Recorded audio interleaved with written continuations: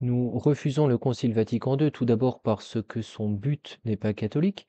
Nous le refusons ensuite parce que son esprit est mauvais. Nous le refusons enfin parce qu'il contient un certain nombre d'erreurs. Et nous allons considérer maintenant 2 erreurs de taille professées par le Concile Vatican II, à savoir la liberté religieuse et l'écuménisme. Nous commençons par la liberté religieuse et je vous rappelle tout d'abord la doctrine traditionnelle à ce sujet. Jésus-Christ est le roi non seulement des individus, mais encore des États. L'État a donc, comme les individus, des devoirs à l'égard de Jésus-Christ et de la religion que Jésus-Christ a révélée, à savoir le christianisme. Ces devoirs sont les suivants. L'État doit honorer Dieu publiquement. Il doit l'honorer selon la religion catholique, parce que concrètement, la religion qui honore Dieu, la religion qui est voulue de Dieu, s'appelle la religion catholique, et l'État doit enfin favoriser le salut éternel de ses citoyens, parce que finalement, tous les hommes ont pour finalité, ont pour but le salut éternel. L'ordre normal est que l'État soit officiellement catholique, d'une part, et d'autre part, que le catholicisme soit protégé et favorisé. Il n'y a pas confusion entre les pouvoirs. Il existe 2 sociétés parfaites, à savoir l'Église et l'État. L'État conserve son indépendance, mais cependant, il doit être officiellement catholique et favoriser en son sein l'action de l'Église. Au minimum, si un chef d'État ne pouvait pas faire que son État soit officiellement catholique, il devrait tout de même protéger la liberté de l'Église et faire respecter la loi naturelle. Quel devrait être son comportement à l'égard des individus ou des religions non catholiques? Eh bien, tout d'abord, cet État catholique ne devrait pas forcer l'acte de foi, parce qu'on ne peut et on ne doit pas forcer l'acte de foi. Deuxièmement, cet État ne devrait pas s'immiscer dans la vie privée, parce que ce n'est pas l'objet de l'action de l'État. Enfin, à l'égard des cultes publics des religions fausses, c'est-à-dire des religions non catholiques, l'État devrait interdire ou restreindre autant que possible cet exercice. Et cela en vertu en suivant les règles de la prudence. Or, la prudence peut faire qu'un chef d'État devra tolérer l'exercice de ces fausses religions. Par exemple, si les individus qui appartiennent à ces fausses religions étaient en grand nombre, il serait imprudent de leur empêcher l'exercice de leur culte. Alors, par prudence, par charité, un chef d'État catholique pourra tolérer l'exercice de ces fausses religions. Mais vous remarquez que la tolérance n'est pas un acte de justice. La justice concerne le droit. La justice, c'est le respect des droits. Or, l'erreur n'a pas de droit. Par conséquent, ce ne peut être un acte de justice que d'accepter, de permettre l'exercice des faux cultes. Ce sera un acte de tolérance inspiré par les vertus de prudence et de charité. Voilà pour le rappel de la doctrine traditionnelle. Considérons maintenant l'enseignement du Concile Vatican II au sujet de la liberté religieuse. Le schéma préparatoire qui abordait la tolérance religieuse fut rejeté dès le début de la première session, comme presque tous les autres schémas d'ailleurs. Ce schéma préparatoire utilisait donc la notion de tolérance religieuse, la notion traditionnelle. Mais ce schéma fut remplacé par un schéma nouveau, rédigé par le Secrétariat pour l'unité des chrétiens sous la direction du père Béat. Et ce schéma nouveau proposait une doctrine nouvelle. Des débats nombreux et intenses eurent lieu au sujet de ce schéma, et surtout pendant les 3e et 4e sessions, donc en 1964 et en 1965. On se trouvait en face de 2 conceptions diamétralement opposées. D'un côté, les évêques américains qui étaient favorables à la doctrine nouvelle et d'un autre côté, surtout les évêques italiens et espagnols plus conservateurs qui se sont vivement opposés à ce document. Alors, pendant les débats à la suite des débats de la troisième session, le pape Paul VI demanda que le texte soit réécrit parce qu'il suscitait de trop vives critiques. Et pour ce faire, Paul VI institua une commission spéciale d'où les conservateurs furent exclus. Et cette commission spéciale euh, écrivit le document qui commençait par les mots Dignitatis Humanae.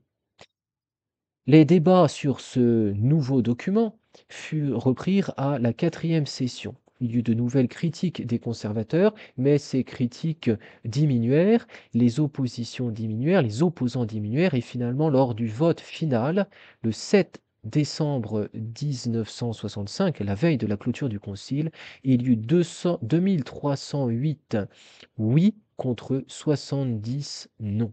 Alors le document fut officiellement accepté et Paul VI manifesta à cette occasion sa joie en disant: «Ce document est capital, il fixe le comportement de l'Église pour plusieurs siècles, le monde l'attend».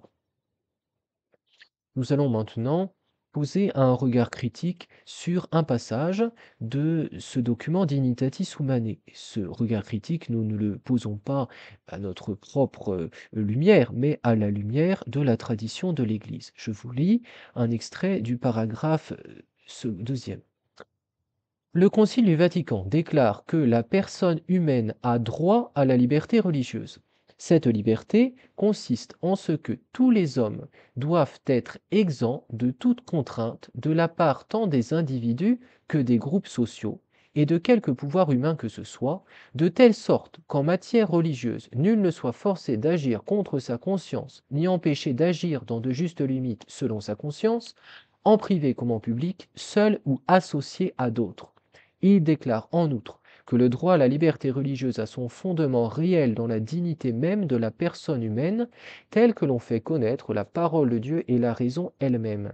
Ce droit de la personne humaine à la liberté religieuse dans l'ordre juridique de la société doit être reconnu de telle manière qu'il constitue un droit civil. Que remarquons-nous à la lecture de ce paragraphe? Tout d'abord que Vatican II, Dignitatis Humanae, ne dit pas seulement que personne ne doit être contraint à croire, ce que l'Église a toujours enseigné, mais prétend aussi que personne ne peut être empêché d'exercer le culte de son choix. Deuxièmement, Dignitatis Humanae ne parle pas seulement de tolérance, mais reconnaît aux adeptes de toutes les religions un véritable droit naturel à ne pas être empêchés d'exercer leur culte. Troisièmement, ce droit ne concerne pas seulement l'exercice privé, mais encore l'exercice public et la propagande de la religion. Et c'est assez cohérent, puisqu'il y a, selon Dignitatis Humanae, un droit naturel à exercer le culte selon sa conscience, il importe que ce droit naturel se traduise dans le droit et dans la loi civile. Quatrièmement, la liberté des cultes excusez-moi, je me suis un petit peu mélangé. Quatrièmement, la liberté des cultes doit être inscrite dans la loi civile et cela est effectivement cohérent puisque c'est un droit naturel, il importe que, ce droit naturel trouve son expression dans la loi civile. Eh bien, ces affirmations sont contraires à la pratique constante de l'Église. Les saints n'ont jamais hésité à briser les idoles, à détruire leurs temples, à légiférer contre les pratiques païennes ou hérétiques. L'Église s'est toujours reconnu le droit et le devoir de protéger la foi des fidèles et d'empêcher autant que possible l'exercice public et la propagande des faux cultes. Et par ailleurs, ces affirmations s'opposent à l'enseignement des papes. Voici par exemple ce que dit Pie IX dans Quanta Cura. Pie IX condamne cette opinion erronée, on ne peut plus fatale à l'Église et au salut des âmes, que la liberté de conscience et des cultes est un droit propre à chaque homme et qu'il doit être proclamé dans tout État bien constitué. Le pape manifestement condamne cette erreur de la liberté religieuse. Et d'ailleurs, les novateurs reconnurent que le document Dignitatis Humanae contredisait les enseignements de l'Église et des papes. Voici par exemple ce que disait le père Congar dominicain. On ne peut nier qu'un tel texte ne dise matériellement autre chose que le syllabus de Pie IX, et même à peu près le contraire des propositions 15e, 77e à 79e de ce document. Je vous lis, le, je vous lis ces propositions du syllabus, ce sont donc des propositions condamnées. Il est libre, proposition 15e, il est libre à chaque homme d'embrasser et de professer la religion qu'il aura réputée vraie d'après la lumière de la raison. Proposition 77e, à notre époque, il n'est plus utile que la religion catholique soit considérée comme l'unique religion de l'État, à l'exclusion de tous les autres cultes. Proposition 78e, aussi c'est avec raison que dans quelques pays catholiques, la loi a pourvu à ce que les étrangers qui s'y rendent y jouissent de l'exercice public de leur culte particulier. Proposition 79e, il est faux que la liberté civile de tous les cultes et que le plein pouvoir laissé à tous de manifester ouvertement et publiquement toutes leurs pensées et toutes leurs opinions jette plus facilement les peuples dans la corruption des mœurs et de l'esprit et propage la peste de l'indifférentisme. Nous voyons à travers ces quelques extraits que la position la pensée de Dignitatis Humanae est totalement opposée à l'enseignement du magistère traditionnel. Cette erreur, cette première erreur de la liberté religieuse est particulièrement grave parce qu'elle entraîne la mort des États catholiques. Et de fait, l'Église conciliaire, en s'appuyant sur Dignitatis Humanae, va entraîner la disparition des derniers États catholiques qui existaient en Europe, par exemple l'Espagne ou l'Italie, ou bien en Amérique du Sud. Ces États catholiques vont disparaître à la demande de Vatican II et cela va avoir des conséquences terribles concernant le salut des âmes. Deuxième erreur du Concile Vatican II, l'écuménisme. Je commence là aussi par rappeler la doctrine traditionnelle. L'Église fondée par Jésus-Christ est une en elle-même. Jésus a fondé une Église et il a voulu que cette Église ait comme propriété l'unité. L'unité de l'Église n'est donc pas à faire.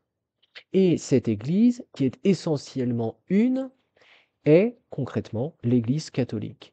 Et ainsi, celui qui abandonne l'unité de l'Église ne la divise pas. Il ne fait que se retrancher lui-même de cette unité et il la laisse elle-même dans son intégrité. L'Église catholique est une dans son essence et celui qui abandonne l'Église ne fait pas perdre à l'Église son unité. Par ailleurs, seule l'Église catholique est un moyen de salut.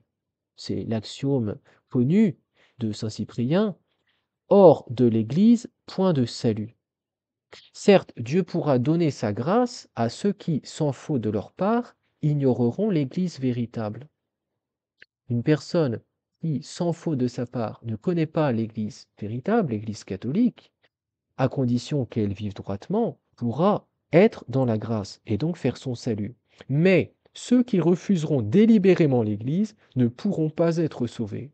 Ils ne pourront pas être sauvés parce qu'ils refusent sciemment et d'une manière coupable le moyen que Jésus-Christ a voulu, le moyen que Jésus-Christ a institué pour le salut des âmes, à savoir l'Église catholique. Et par conséquent, pour être sauvé, il faut au moins le désir implicite du baptême. Il y a désir explicite du baptême lorsque l'on s'y prépare, à travers le catéchuménat.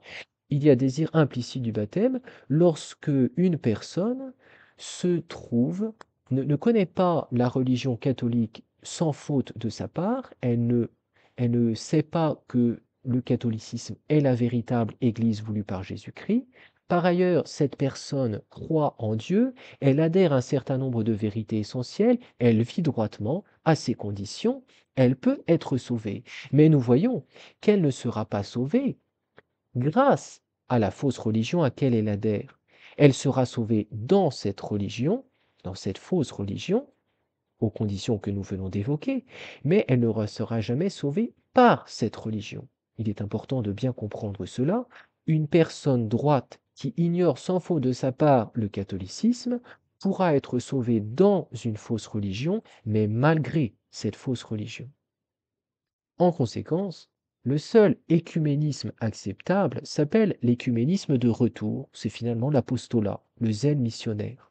Ramener les âmes, ramener les hérétiques, les schismatiques à l'unité de l'Église catholique. Voici ce que dit le pape Pie XI. L'union des chrétiens ne peut être procurée autrement qu'en favorisant le retour des dissidents à la seule et véritable Église du Christ, l'Église catholique, qu'ils ont eu jadis le malheur d'abandonner. Et ce que dit ici le pape Pie XI au sujet des chrétiens non catholiques s'applique aussi aux non-chrétiens. Voilà pour le rappel de la doctrine traditionnelle. Le Concile Vatican II a promulgué deux textes concernant l'œcuménisme. Le premier est un décret, le décret dit Unitatis Redintegratio. Le deuxième texte est une déclaration, la déclaration Nostra Aetate, qui élargit la question de l'œcuménisme au dialogue interreligieux, c'est-à-dire au dialogue avec les religions non chrétiennes. Unitatis Redintegratio étudie les rapports entre les diverses religions chrétiennes. Nostra Aetate considère les rapports entre l'Église catholique et les religions non chrétiennes. Nous commençons par une critique générale de la pensée qui, se trouve dans ces deux textes. L'Église catholique n'est plus présentée comme l'unique société religieuse menant au salut. Les autres religions sont considérées comme d'autres expressions de la religion divine, des chemins menant réellement à Dieu et au salut éternel. Les autres religions sont aussi, selon le Concile Vatican II, des moyens de salut. Cela va réclamer la conception d'une Église élargie. Cette nouvelle conception se trouve par exemple dans le chapitre 1er de Lumen Gentium, où nous lisons ceci: L'Église du Christ subsiste dans l'Église catholique. Au lieu de dire l'Église du Christ est l'Église catholique, Lumen Gentium dit l'Église du Christ subsiste dans l'Église catholique. Il n'y a pas identité. Et ce mot de subsiste dans n'a pas été mis au hasard. En effet, le projet initial de cette constitution comportait le verbe être. Mais il y a eu un changement, et ce changement n'est certainement pas innocent. Il a d'ailleurs été proposé par un pasteur protestant qui était observateur au Concile Vatican II. Et je vous lis son propre témoignage. J'étais alors pasteur de l'église de la Sainte-Croix à Bremen-Horn. Et pendant les troisième et quatrième sessions, j'étais observateur au concile comme représentant de la fraternité évangélique Michael à l'invitation du cardinal Béat. J'ai proposé par écrit la formulation subsistit in, subsiste dans, à celui qui était alors le conseiller théologique du cardinal Frings, à savoir Joseph Ratzinger, qui l'a alors transmise au cardinal. Voilà comment cette notion de subsistance, cette distinction entre l'Église du Christ et l'Église catholique a été introduite dans la pensée conciliaire. Et cette formule floue va permettre de soutenir qu'il existe de véritables réalités ecclésiales en dehors de l'Église catholique, puisqu'il n'y a plus d'identité entre l'Église du Christ et l'Église catholique. Autre notion introduite, celle de communion. Une communion plus ou moins pleine avec l'Église catholique. C'est aussi une nouveauté capitale au Concile. Il va y avoir des états intermédiaires entre l'appartenance à l'Église et la non-appartenance. L'enseignement traditionnel est que ou on est membre de l'Église catholique, ou on n'en est pas membre. Mais le Concile, dit le père Congar, a refusé de s'exprimer en termes physiques de membres. Il a préféré utiliser la catégorie de communion, signifiant ainsi qu'on peut être plus ou moins en communion. Cette distinction a des conséquences écuméniques importantes. Voilà le témoignage du père Congar, et cela va nous amener à distinguer trois façons d'appartenir à l'Église du Christ. Et nous pouvons le représenter par le schéma suivant. Nous avons donc 4 réalités différentes: l'Église du Christ, l'Église catholique, qui n'est donc plus identique à l'Église du Christ, les autres églises chrétiennes et les religions non chrétiennes. 4 réalités. Eh bien, l'Église du Christ est la plus grande réalité qui englobe d'une manière ou d'une autre les 3 autres de façon différente. Il y a tout d'abord l'Église catholique qui réalise pleinement la définition de l'Église du Christ, ou plus exactement, l'Église du Christ se réalise pleinement dans l'Église catholique. C'est la première manière donc d'appartenir à l'Église du Christ, d'une part être baptisé et d'autre part appartenir officiellement à l'Église catholique. Deuxième manière d'appartenir à l'Église du Christ, en étant baptisé, mais sans être en pleine communion avec l'Église catholique, c'est-à-dire sans appartenir officiellement à l'Église catholique. Et troisième manière d'appartenir à l'Église du Christ, une sorte d'ordonnance, une ordonnance à l'Église du Christ, et c'est le cas de toutes les religions non chrétiennes dans lesquelles il n'y a pas le baptême. Et ainsi, pour ces religions non chrétiennes, ces religions non chrétiennes sont par elles-mêmes ordonnées à l'Église du Christ. Il y a une ordonnance intrinsèque de ces religions non chrétiennes à l'Église du Christ. Ce qui signifie que les non-catholiques pourront se sauver sans avoir le désir au moins implicite de changer d'État et d'adhérer à l'Église. Dans la pensée conciliaire, ce ne seront plus il ne s'agira plus que les individus aient le désir implicite, au moins implicite, d'adhérer à l'Église catholique, qui est l'Église du Christ. Il suffira de vivre droitement dans cette religion non chrétienne pour être par le fait même ordonné à l'Église du Christ. Il n'est plus besoin d'avoir le désir au moins implicite d'adhérer à l'Église catholique. Nous pouvons maintenant nous nous concentrer sur un extrait d'Unitatis Redintegratio au numéro 3. Justifiés par la foi reçue au baptême, incorporés au Christ, ils, c'est-à-dire les chrétiens non catholiques, ils portent à juste titre le nom de chrétiens, et les fils de l'Église catholique les reconnaissent à bon droit comme des frères dans le Seigneur. De plus, parmi les éléments ou les biens par l'ensemble desquels l'Église se construit et est vivifiée, plusieurs et même beaucoup et de grandes valeurs peuvent exister en dehors des limites visibles de l'Église catholique. La parole de Dieu écrite, la vie de la grâce, la foi, l'espérance et la charité, d'autres dons intérieurs du Saint-Esprit et d'autres éléments visibles. Tout cela provient du Christ et conduit à lui, appartient de droit à l'unique Église du Christ. De même, chez nos frères séparés, s'accomplissent beaucoup d'actions sacrées de la religion chrétienne qui, de manière différente selon la situation diverse de chaque Église ou communauté, peuvent certainement produire effectivement la vie de grâce, et l'on doit reconnaître qu'elles donnent accès à la communion du salut. En conséquence, ces Églises et communautés séparées, bien que nous croyions qu'elles souffrent de déficiences, ne sont nullement dépourvues de signification et de valeur dans le mystère du salut. L'Esprit du Christ, en effet, ne refuse pas de se servir d'elles comme de moyens de salut dont la vertu dérive de la plénitude de grâce et de vérité qui a été confiée à l'Église catholique. Nous voyons, à travers cet extrait, une pensée tout à fait nouvelle, à savoir que les églises non catholiques sont véritablement moyens de salut. Elles sont des moyens de salut parce que l'Esprit du Christ ne refuse pas de s'en servir comme moyen de salut. Nous pourrions faire ici quelques objections. Tout d'abord, nous pourrions dire, mais ces religions non catholiques contiennent de bons éléments. Elles contiennent un certain nombre de vérités, un certain nombre de moyens de sanctification. Et cela est vrai, mais il importe de considérer la religion comme un tout.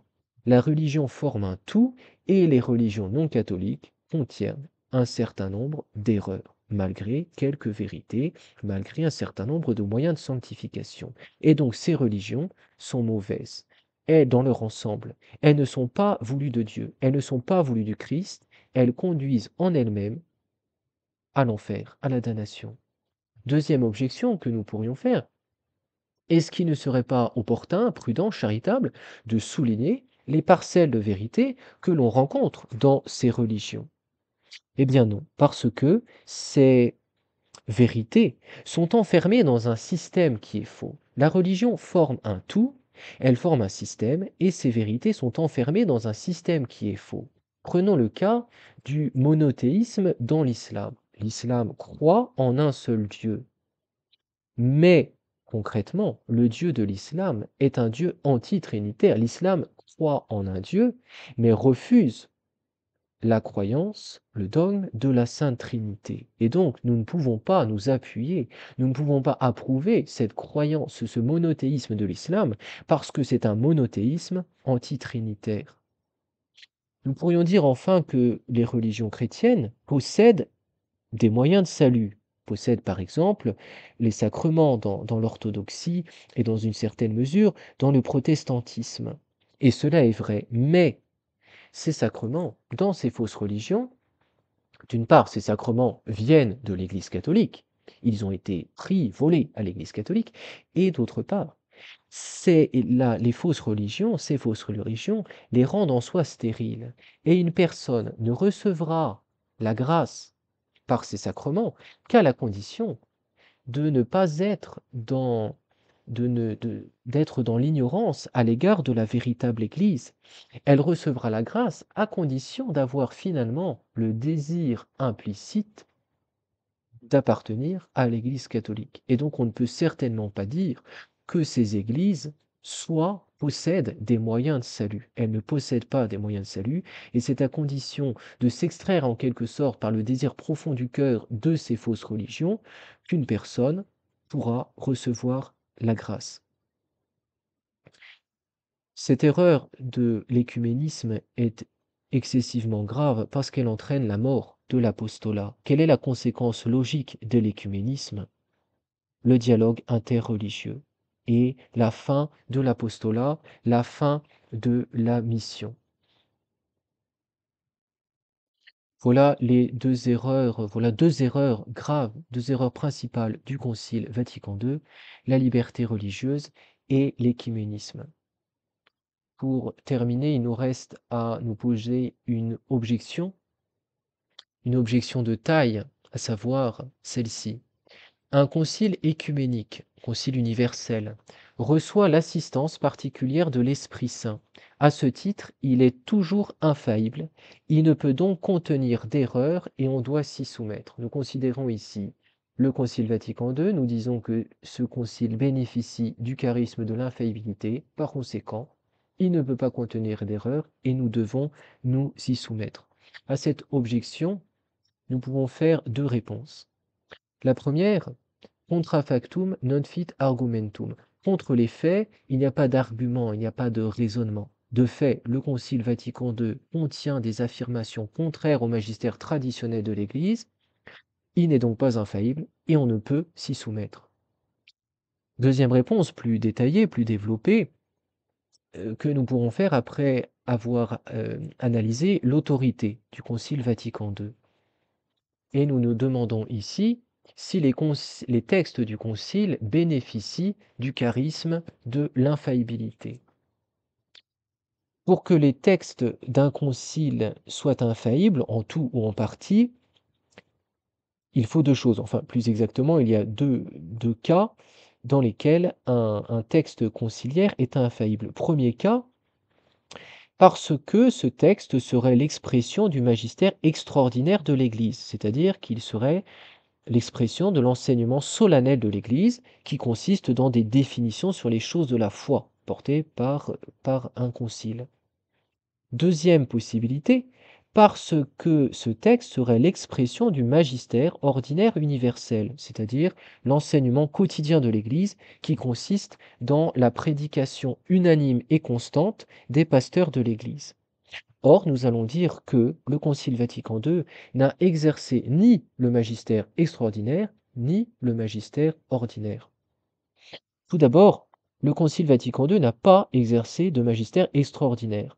Ce concile a déclaré ne vouloir être qu'un concile pastoral, qui ne tranche pas les questions de foi, mais qui donne des directives pastorales pour la vie de l'Église. En soi, tout concile est pastoral parce que, en définissant des dogmes, en démasquant des erreurs, un concile est pastoral. Mais Vatican II a voulu être pastoral d'une manière nouvelle en refusant de définir des dogmes et de condamner des erreurs. Et par là même, Vatican II renonçait à cette infaillibilité qui appartient au magistère solennel. Certes, Vatican II a promulgué des documents dogmatiques, par exemple la Constitution Lumen Gentium, mais cela ne signifie pas que ces documents aient proclamé des dogmes ou qu'ils soient infaillibles, mais seulement qu'ils traitent d'une matière qui se rapporte au dogme. Vatican II a refusé de définir quoi que ce soit de manière infaillible. Le pape Paul VI l'a d'ailleurs explicitement affirmé en 1966, peu de temps après la clôture du concile. Ce concile, dit-il, a évité de promulguer des définitions dogmatiques solennelles engageant l'infaillibilité du magistère ecclésiastique. Étant donné le caractère pastoral du concile, il a évité de prononcer d'une manière extraordinaire des dogmes comportant la note d'infaillibilité. Et de son côté, le cardinal Ratzinger disait ceci: la vérité est que le Concile n'a défini aucun dogme et a tenu à se situer à un niveau plus modeste, simplement comme un concile pastoral. D'après ces témoignages, il est évident, il n'y a pas de doute que le Concile Vatican II n'est pas l'expression du magistère extraordinaire. Reste à savoir s'il est l'expression du magistère ordinaire universel. C'est une question importante parce que ce magistère ordinaire universel est lui aussi infaillible. Et a priori, nous pourrions nous dire, mais oui, il est l'expression du magistère ordinaire universel, puisque presque tous les évêques ont adhéré au concile. Eh bien non. En réalité, le concile n'est pas l'expression du magistère ordinaire universel.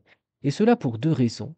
La première, parce que une des caractéristiques de ce magistère ordinaire universel est le consentement de toute l'Église enseignante, non seulement dans l'espace, mais avant tout dans le temps. Il importe qu'il y ait continuité, qu'il y ait tradition. Il ne s'agit pas simplement d'une universalité dans l'espace, il s'agit surtout d'une universalité dans le temps. Une majorité qui s'établirait contre la foi de toujours ne serait pas une majorité. Deuxièmement, il manque la volonté de transmettre le dépôt révélé. Il manque dans le concile ce but de transmettre la doctrine révélée, la dispensation d'un enseignement qui appartienne au dépôt révélé ou qui lui soit lié d'une manière ou d'une autre. La finalité du concile, nous l'avons vu, n'était pas là. Il s'agissait plutôt de faire entrer les valeurs du monde au sein de l'Église catholique. Il s'agissait d'assimiler les valeurs du monde moderne, telles que le libéralisme ou l'humanisme. Mais ce n'est pas là la mission du magistère de l'Église. Sa mission est de transmettre le dépôt de la révélation, comme le dit bien le Concile Vatican I, au sujet précisément de ce charisme de l'infaillibilité. Le Saint-Esprit n'a pas été promis au successeur de Pierre pour qu'il fasse connaître une doctrine nouvelle, mais pour qu'avec son assistance, il garde saintement et expose fidèlement la révélation transmise par les apôtres, c'est-à-dire le dépôt de la foi. Le Concile Vatican II n'est donc pas l'expression du magistère catholique. Il est l'expression du magistère conciliaire, magistère de type nouveau et purement humain. Seul le magistère catholique jouit de l'assistance divine et par conséquent d'une autorité divine. Les évêques au concile n'ont pas été assistés par l'Esprit Saint pour présenter aux catholiques les valeurs du monde libéral et humaniste, puisque ce n'est pas pour cela qu'ils ont été établis pasteurs et docteurs. Leur autorité est donc purement humaine.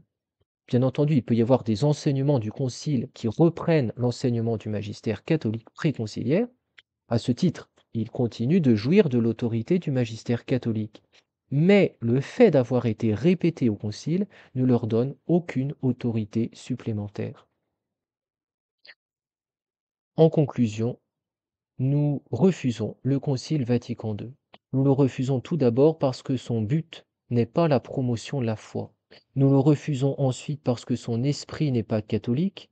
Nous le refusons aussi parce que ces textes contiennent des erreurs, telles que la liberté religieuse et l'écuménisme.